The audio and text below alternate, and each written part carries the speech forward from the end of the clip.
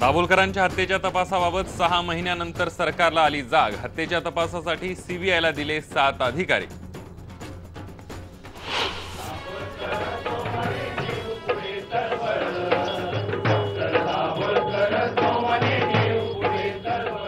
Doctor Narendra दाभोलकरांच्या हत्येला 2 वर्ष पूर्ण। अनिसतर्फे राज्यभर आंदोलन। कॉम्रेड गोविंद पानसरे यांच्या खुनालाही 6 महिने पूर्ण। मारेकरी शोधण्यात आलेल्या अपयशाचा कम्युनिस्ट कार्यकर्त्यांकडून निषेध। नांदेड जिल्ह्यात नाथपंथी डवरी जात पंचायतीने 55 कुटुंबांवर टाकला बहिष्कार। बहिष्कार मागे घेण्यासाठी 5 लाखांच्या दंडाची मागणी। आणि बोपखेल दंगलीत जखमी झालेल्या पोलिसाचा अखेर मृत्यू। 3 महिन्यांपासून सुरू होती मृत्यूशी झुंज।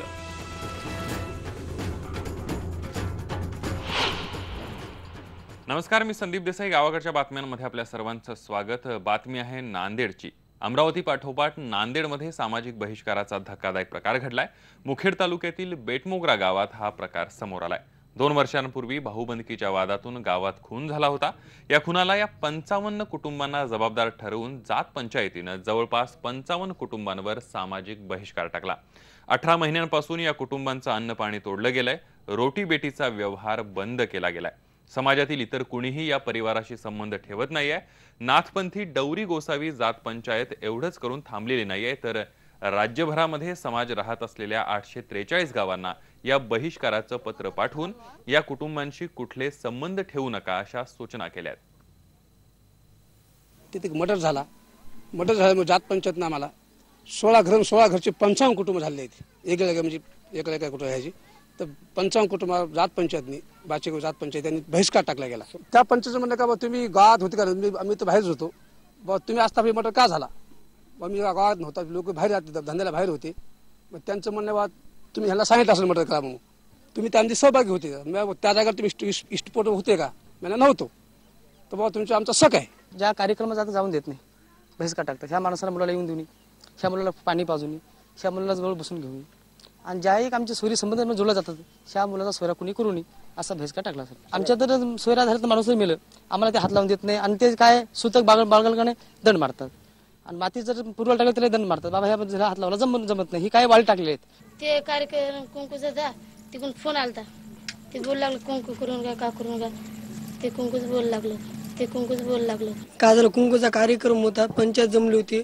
म्हणजे ह्याच्यात अशी अडचण होती, समोरचे जे माणसं जे होते जे पंचायत दुसरी असं म्हणलं बाबा हे वाढ पडेल आहेत, म्हणजे ह्याचा कुंकू होऊन देऊ नका तुम्ही। तिथबर हे 5 लाख रुपये देत नाही, तिथबर आमच्या समाजामध्ये त्याला घेत नाही। तुटला कुंकू माझा। हो म्हणजे आता समजा कुंकू तुटलं म्हणजे समोरची व्यक्ती आम्हाला जे लग्न करून देत नाही, त्या मुलीसोबत आम्ही कोणासोबत करावं सर? मग लग्न तुझी मर्जी आहे लग्न करायची? हो माझी मर्जी यांच्यासोबत लग्न करायचे। माझी भूमिका अशी होती की बा तुम्ही बहिष्कार मागे घ्या आणि जात पंचायतीला मुठमाती द्या, कारण तुमच्यावर कार्यवाही केली तरी तुमचे लेकर बाळ उद्या उपाशी मरणार आहे। 2-3 महिने तुमच्यावर जी काही कार्यवाही होईल ही आमची भूमिका राहिलेली आहे। पण त्यांची आडमुठी भूमिका 5 लाख रुपये दंड भरावा या लोकांनी, आणि त्यांच्या मुलामुलींचं लग्न होणे। आणि काल माझ्या डोळ्यात देखत जेव्हा मुलीचं कुंकू मोडलं त्यावेळी मग माझा संयम, संघटनेचा संयम आणि कार्यकर्त्यांचा संयम सुटला। या पद्धतीनं कोणत्याही जातीत अंतर्गत आपल्याच जातीच्या लोकांवर या पद्धतीनं बहिष्कार घालणे हे सामाजिकच नव्हे, आणि त्यांना दंड लावून जे 5 लाख रुपये मागितलेले आहेत किंवा 12 रुपये मागितले असतील हे एका प्रकारे खंडणी मागण्याचा प्रकार आहे। या पद्धतीनं शारीरिक, आर्थिक आणि सामाजिक छळ करण्याचं जे खुलं काम पुरोगामी महाराष्ट्रामध्ये होत आहे हे एकदम काळीमा फासणारी घटना आहे। प्रशासनाने, पोलीस प्रशासनाने आणि विशेषतः कलेक्टर सारखे ज्यांच्याकडे पॉवर आहेत अशा लोकांनी हस्तक्षेप केला पाहिजे या सगळ्या प्रकरणामध्ये। आमच्यासारख्या सामाजिक कार्यकर्त्यांनी सुद्धा आवाज मोठ्या प्रमाणात उठवला पाहिजे। मी स्वतः एक सामाजिक कार्यकर्ता म्हणून माफी मागतो या समाजाची, कारण त्यांच्याकडे लक्ष देऊ शकलो नाही आम्ही। आणि आता मात्र वेळ आलेली आहे की ते स्वतः येत आहेत, आमच्यासारख्या सामाजिक कार्यकर्त्यांकडे येत आहेत, आणि ही चर्चा महाराष्ट्रात होत आहे। राज्यघटनेवर चालणाऱ्या भारतामध्ये जर जात पंचायतीसारखं तिसरी जर शक्ती काम करत असेल तर याच्या विरोधात डॉक्टर नरेंद्र दाभोलकरांनी आंदोलन छेडलेलं होतं आणि जात पंचायती हे रद्द झाल्या पाहिजे त्यासाठी प्रयत्न केले होते. आज डॉक्टर दाभोळकरांच्या हत्येला 2 वर्ष होत आहेत आणि आज अशा घटना आजही चालू असताना जात पंचायतीसारखे पंच जर शिक्षा जर ठोठावत असतील तर हे नाहीला लाजीव आणि महाराष्ट्रासारख्या देशाला गोष्ट आहे. त्यासाठी आम्हाला हे आंदोलन करावं लागेल. डॉक्टर नरेंद्र दाभोलकरांच्या हत्येला 2 वर्ष पूर्ण झालेली आहेत. राज्यभरामध्ये याचा निषेध केला जातोय, तर नांदेडमध्ये आपण बघितलं की जात पंचायतीचा जाच अजूनही सुरूच आहे. दाभोलकरांच्या हत्येच्या तपासाबाबत 6 महिन्यानंतर सरकारला जाग आली आहे. तब्बल 2 वर्षांनंतर दाभोलकरांच्या हत्येच्या तपासासाठी सीबीआयला 7 अधिकारी सरकारनं दिलेत. 6 महिन्यांपूर्वी सीबीआयनं अधिकारी मागितले होते. हमीद दाभोलकरांनी मुख्यमंत्र्यांची भेट घेऊन ही मागणी केली होती. सीबीआय अधिकाऱ्यांच्या मागणीचा पाठपुरावा आयबीएन लोकमतने सुद्धा सातत्यानं केला होता.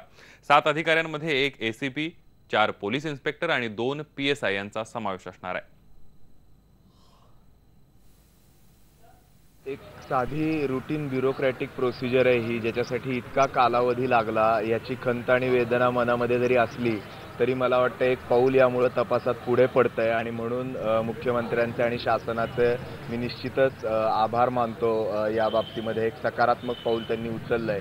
पण जे आश्वासन या समाजाला देऊन सत्तेमध्ये हे शासन आलंय, त्यांनी मला वाटतं हा कालावधी जो जातो या मधल्या कालखंडामध्ये तो कसा कमी होईल हे बघणं अत्यंत आवश्यक आहे. विवेकवादी चळवळ संपवण्याचा विडा काही धर्मांध शक्तींनी घेतलेला आहे आणि सरकार त्यांना पाठीशी घालत असल्याचा आरोप डॉक्टर शैला दाभोलकर यांनी केलाय. डॉक्टर नरेंद्र दाभोलकर यांना संपवलं, मात्र त्यांचे विचार संपवू शकत नाही. विवेकवादी चळवळ गेल्या 2 वर्षांमध्ये अधिक जोमानं वाढली आहे. गेली 15 महिने सुरू असलेला सीबीआयच्या तपासाबाबत आम्हाला संशय आहे, असं मत डॉक्टर शैला दाभोलकर यांनी साताऱ्यात बोलताना व्यक्त केलंय. कोल्हापूरमध्येही आज कॉम्रेड गोविंद पानसरे यांच्या हत्येच्या निषेधार्थ कार्यक्रमांचं आयोजन करण्यात आलं. कॉम्रेड पानसरे मॉर्निंग वॉकला गेले असताना त्यांच्यावर गोळ्या झाडण्यात आल्या होत्या. तेव्हा कोल्हापुरात पानसरेंच्या कार्यकर्त्यांनी मॉर्निंग वॉक करून हा हत्येचा निषेध केला. कॉम्रेड गोविंद पानसरे दररोज आपल्या घरापासून शिवाजी विद्यापीठापर्यंत मॉर्निंग वॉकला यायचे आणि त्याच वेळेला 16 फेब्रुवारी रोजी पानसरे दाम्पत्य मॉर्निंग वॉकला आलेलं असतानाच त्यांच्यावर हल्ला झाला आणि त्यानंतर उपचारावेळी 20 फेब्रुवारीला कॉम्रेड पानसरे यांचा मृत्यू झाला होता. आणि आपण बघतोय पानसरे यांच्या मृत्यूला आज 6 महिने पूर्ण होत आहेत. अजूनही मारेकरी सापडलेले नाहीत. काय नेमक्या भावना आहेत आज ही कम्युनिस्ट कार्यकर्त्यांच्या जाऊन घेऊन आपल्यासोबत मेधा पानसरे आहेत. काय सांगाल मॅडम? एकतर दर महिन्याला मॉर्निंग वॉक करावा लागतोय, आजही करावा लागतोय. ही काही गोष्ट नवीन नाही आमच्यासाठी, कारण डॉक्टर नरेंद्र दाभोळकरांची हत्या होऊन सुद्धा 2 वर्ष पूर्ण झाली आणि गेली 2 वर्ष अनिसचे कार्यकर्ते सुद्धा पुण्यामध्ये अशाच प्रकारचं आंदोलन दर महिन्याला करत असतात. सांगायला खेद वाटतो आणि एका बाजूला संतापही आहे की 6 महिने झाले तरी कोणतेही धागेदोरे हाती लागत नाहीत. तुम्ही काय सांगाल? एकतर तपास यंत्रणांकडे अजूनही कुठलाही पुरावा नाही, काही तपास यंत्रणा पुढे सरकत नाही. मला असं वाटतं की ही तपास यंत्रणा जी आहे यांनी कुठल्याही प्रकारचं काम केलेलंच दिसत नाही. कार्यकर्त्यांच्या मनात प्रचंड राग आहे आणि राग फक्त नाही तर चळवळ सुरूच आहे. यंत्रणा नेमकी सरकारी यंत्रणा काय करते आणि हाच प्रश्न सर्वसामान्य कार्यकर्त्यांच्या मनात जसा आहे तसं सर्वसामान्य लोकांच्या जे ह्या चळवळीत नाहीत या लोकांना सुद्धा याच गोष्टीचा खंत आहे. मुख्यमंत्र्यांनी या प्रकरणी राजीनामा द्यावा, नाही तर पुन्हा एकदा उग्र आंदोलन करण्याचा इशारा या सगळ्या कोल्हापूरमधल्या कार्यकर्त्यांनी दिलेला आहे. व्हिडिओ जर्नलिस्ट प्रमोद सौंदडेसह संदीप राजगोळकर, IBN लोकमत, कोल्हापूर. डॉक्टर नरेंद्र दाभोलकर यांच्या हत्येला 2 वर्ष पूर्ण झालेले आहेत आणि त्याचबरोबर गोविंद पानसरे यांच्या हत्येला 6 महिने पूर्ण झालेत. मात्र जे मारेकरी आहेत ते अद्यापही मोकाट आहेत. तपास यंत्रणांना आलेलं हे फार मोठं अपयश म्हणावं लागेल. कोल्हापूर जिल्ह्यामध्ये सध्या चोरांच्या सुळसुळाटानं गावांमध्ये गस्त घातली जाते, पण कोल्हापूर जिल्ह्यातल्या करवीर तालुक्यामध्ये हळदी आणि आंबेवाडी गावात परप्रांतीयांना चोर समजून बेदम मारहाण करण्यात आली आहे. या मारहाणीत 11 जण जखमी झाले असून त्यांच्यावर सध्या उपचार सुरू आहेत. कागलमधल्या पशु खाद्याच्या एका कारखान्यामध्ये हे परप्रांतीय कामगार काम करतात. कामावरून रात्रीच्या वेळी उशिरा परतताना त्यांच्यावर गस्त घालणाऱ्या जमावानं हल्ला करत बेदम मारहाण केली. भाषेच्या अडचणीमुळे या कामगारांना नीट बोलता येत नव्हतं, त्यामुळे जमावाला संशय आला आणि ही मारहाण करण्यात आली. अशा घटना जिल्ह्यात दिवसेंदिवस वाढत असून पोलिसांनीही आता गस्त घालणाऱ्यांवर कडक कारवाई करण्याचा इशारा दिलाय. पिंपरी चिंचवडमधल्या बोपखेल दंगलीमध्ये जखमी झालेले पोलीस कर्मचारी रामचंद्र बांगर यांचा अखेर मृत्यू झालाय। जमावानं केलेल्या मारहाणीत रामचंद्र बांगर जखमी झाले होते। गेल्या 3 महिन्यांपासून बांगर यांच्यावर उपचार सुरू होते। मे महिन्यात लष्कराने अडवलेला रस्ता खुला करण्यासाठी बोपखेलमधल्या लोकांनी तीव्र आंदोलन केलं होतं। त्यावेळी तिथं तैनात असलेल्या पोलिसांना जमावानं मारहाण केली होती। त्यात बांगर गंभीर जखमी झाले होते। अखेर 3 महिन्यांची त्यांची मृत्यूशी झुंज अपयशी ठरली आणि उपचार सुरू असतानाच त्यांचा मृत्यू झाला।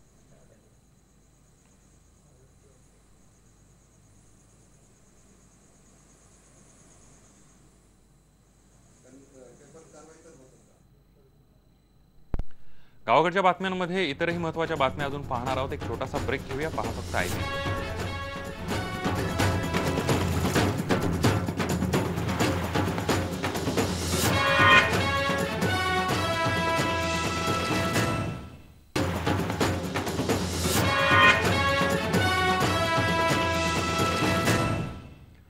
मराठवाड्यात पडलेल्या दुष्काळाच्या झळा आता सर्वसामान्यांपर्यंत पोहोचायला सुरुवात झाली आहे। शेतीचं नुकसान झाल्यानं महागाईनं कहर केलेला आहे। त्यामुळे मोंढा बाजारपेठेमध्ये मालाची आवकच होत नाहीये। गेल्या 5 महिन्यांमध्ये तुरीची एक गोणी सुद्धा बाजारपेठेमध्ये येऊ शकलेली नाहीये आणि बाजारपेठेमध्ये अक्षरशः शुकशुकाट आहे। याचाच आढावा घेतलाय आमचे ब्युरो चीफ सिद्धार्थ गोदाम यांनी। मराठवाड्यात असलेल्या दुष्काळाच्या झळा आता तीव्र व्हायला लागलेल्या आहेत आणि या झळा आता मोंढ्यापर्यंत पोहोचायला लागलेल्या आहेत। औरंगाबादच्या मोंढ्यामध्ये मी आहे आणि आपण बघू शकतो या ठिकाणी पूर्णपणे व्यवहार ठप्प आहेत।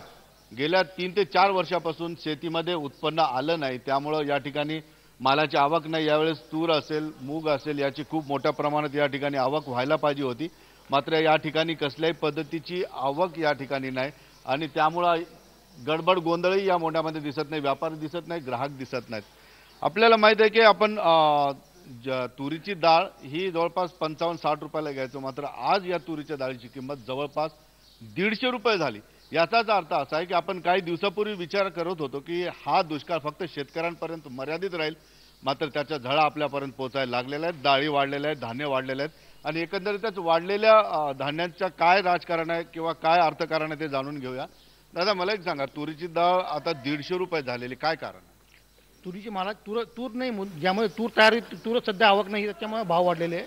तुरीचा साठा पूर्णपणे संपलेला आहे आणि बाहेरून जी तूर येते त्याचे पण भाव वाढलेले आहेत, त्याचा साठा पण संपलेला आहे, त्यामुळे तुरीचे भाव वाढले, डाळीचे भाव वाढलेले। मालच नाही आहे, दुष्काळ परिस्थिती असल्यामुळे मालच नाही तुरीचा, शेतात मालच नाही, त्याच्यामुळे आवक नाही। त्याच्यामुळे आवक नाही आणि त्याच्यामुळे पण भाव वाढलेले आहे। पण मोंढ्यामध्ये किती दिवसापासून आता व्यवहार ठप्प आहेत? मोंढ्या जवळपास 2-2.5 महिन्यापासून पूर्ण व्यवहार ठप्प आहे। रोज पूर्ण एवढा मोठ्या मोठ्या 100 ते 150 क्विंटलची आवक आहे पूर्ण। अच्छा, पूर्ण सर्व मालाची। पण तूर तर आता एकही बॅग नाही आली गेल्या अनेक सध्या दिसायला पण म्हणजे दिसतच नाही बाजारात। ह्या वर्षी तर पाणी पावसाची खात्री नाही आहे, त्याच्यामुळे काही वर्षभर तर आम्हाला बसून राहावं लागणार आहे। कमीत कमी 1 वर्षभर बसून शनी सोप हजार खावं लागणार आहे, कमाई काही होणार नाही आणि नैसर्गिक आपत्ती आहे, त्याला फक्त सरकारनं काही सहाय्य करून सर्वांचं कल्याण करावं, एवढंच आहे। बस। आता येणाऱ्या काळात काय माल येऊ शकतो? येणाऱ्या काळात मका येऊ शकते, बाजरी येऊ शकते, थोडीफार तूर येऊ शकते नव्या सीझनला। एकंदरीतच आपण बघू शकतो या ठिकाणी जवळपास 3 ते 4 वर्षापासून दुष्काळ आहे, त्यामुळे मोंढ्यामध्ये कोणत्याही पद्धतीचा माल खूप मोठ्या प्रमाणात येत नाही। आता तूर नाहीये, मूग नाहीये, मात्र आपल्याला खरी परिस्थिती माहीत आहे की पाऊसच पडला नाही, शेतीमध्ये मालच आला नाही, तर तो मोंढ्यात येणार कुठून? 150 रुपयाची डाळ झालेली आता फक्त तूर डाळ, त्यानंतर येणाऱ्या डाळीही जबरदस्त भाव होणार हे नक्की आहे, कारण शेतीमध्ये काही पिकलंच नाही। सुधीर जाधवसह सिद्धार्थ गोदाम, IBN लोकमत, औरंगाबाद।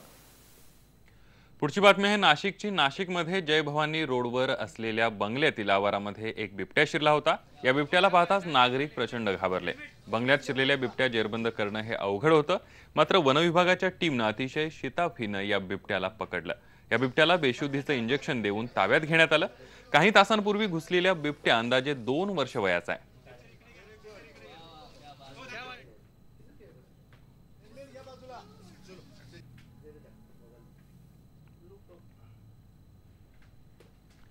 गावाकडच्या बातम्यांमध्ये पुन्हा एक छोटासा ब्रेक घेऊया, पहा फक्त IBN लोकमत।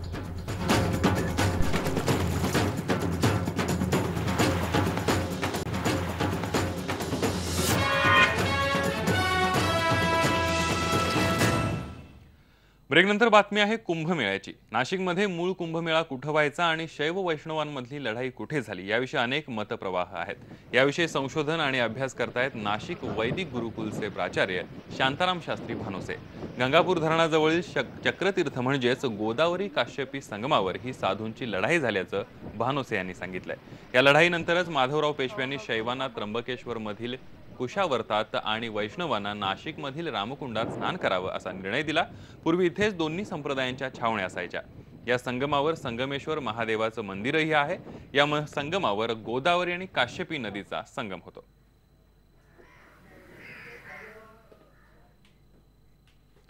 या काही महत्त्वाच्या घडामोडींसह गावाकडच्या बातम्यांमध्ये इथंच थांबतोय। मात्र जाता जाता पाहूया त्र्यंबकेश्वर मधील पेशवाई आणि नागा साधूंच्या कसरती।